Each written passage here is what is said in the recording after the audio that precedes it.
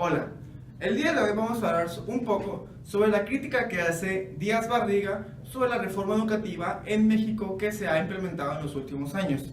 Esta crítica será acompañada por ciertos puntos que dirán mis demás compañeros, en los cuales vamos a abarcar algunos temas importantes e incluso seleccionar las críticas que menciona dicho autor.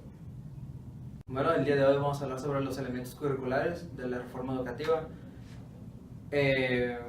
Empezando a hablar de la reforma educativa, creo que lo más importante de destacar es la actualidad. Las reformas educativas se presentan a modo de reformas curriculares, pero las reformas educativas tienen la cualidad de que tienen que ser actuales. Quiere decir que tienen que responder a un problema de la actualidad.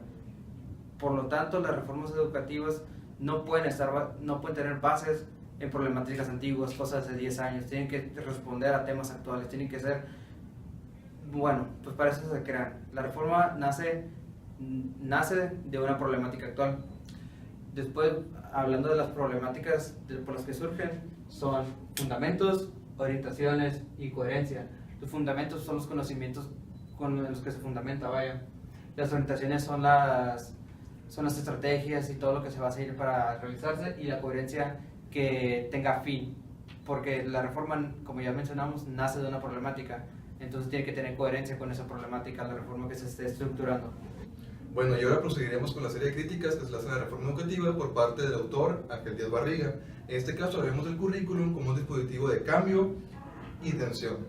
Aquí básicamente se puede resumir en dos puntos, como lo menciona el autor, o dos tipos de tensiones. La primera tensión tiene que ver con el diseño del currículum dentro de la reforma educativa. Es decir, que el currículum solamente está pensado para que pueda llevarse a cabo con ciertos aspectos o en determinados contextos. No toma en cuenta todo el aspecto socioeconómico de los diferentes municipios o localidades del país, ya que diferencian mucho uno de otro. No es lo mismo la educación en el norte que en el sur o en el centro del país.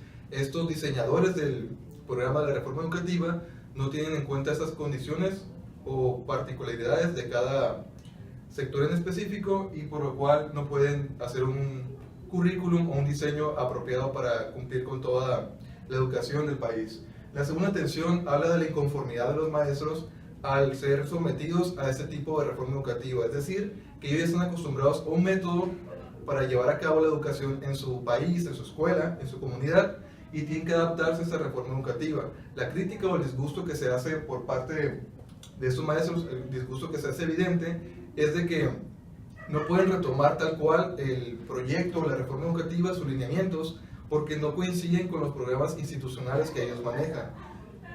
Es cierto, se tiene que tomar una influencia de la reforma educativa, pero no se puede aplicar tal cual, porque como hemos dicho, no toma en cuenta todas esas particularidades o aquellos aspectos que distinguen a una comunidad de otra. Continuando con la crítica de Díaz Barriga, vamos a ver la reforma en la era global de competencias. Primero que nada, hay que conocer que las competencias están definidas por la OCDE como una actividad que los alumnos son capaces de desarrollar. Las competencias tienen que estar relacionadas con lo que puedes hacer en la escuela, con lo que vas a necesitar fuera de esta. Tenemos que las competencias están pues basadas en un modelo nuevo que se plantea como algo novedoso, pero esto no se toma así. ¿Por qué? Porque por encima se ve así, pero si te vas a lo que es ya en las escuelas, se mira como una medición, se sigue tomando como exámenes, a pesar de que hacen trabajos en clase donde los ponen en equipos, colaboran, interactúan. La calificación final se hace por lo general mediante un examen, y las competencias sirven nada más para cumplir con los organismos internacionales, para que estos sean los estándares que tenemos en México, sea posible compararlos con los organismos internacionales, como esto se encarga la OCDE. Por eso siguen utilizando PISA. Se supone que si estamos utilizando las competencias, ¿por qué tienen que utilizar el examen PISA para medirnos? Las competencias tienen que responder a las necesidades de la sociedad, no tiene que ser algo medible, algo que tenga meramente un número.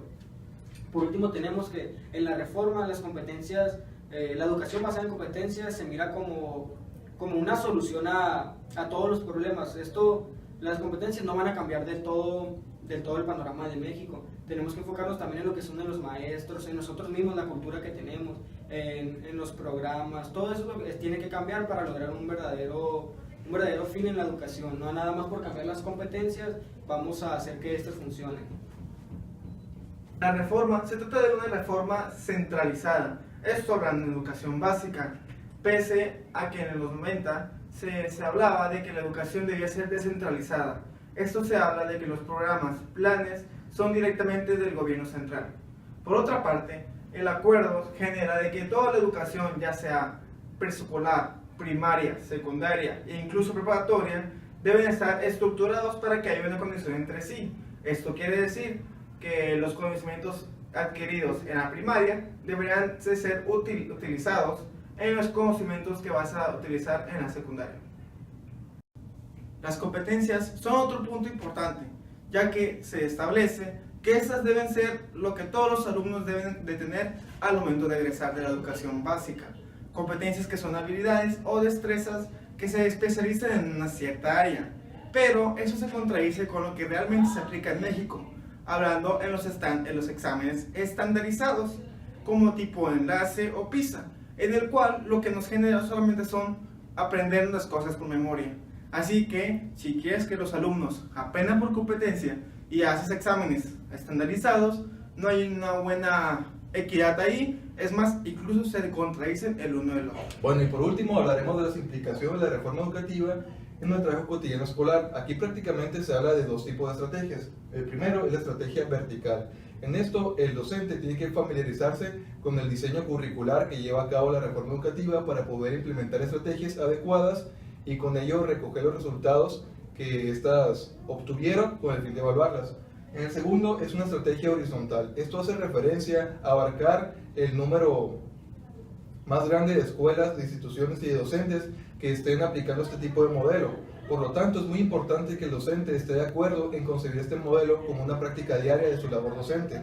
Es decir, que la reforma educativa consiste primeramente en situar a los maestros en una posición de apoyo ante este proyecto educativo para que pueda cumplirse y realizarse. Y bueno, eso sería todo por la parte crítica que hace el autor Ángel Díaz Barriga.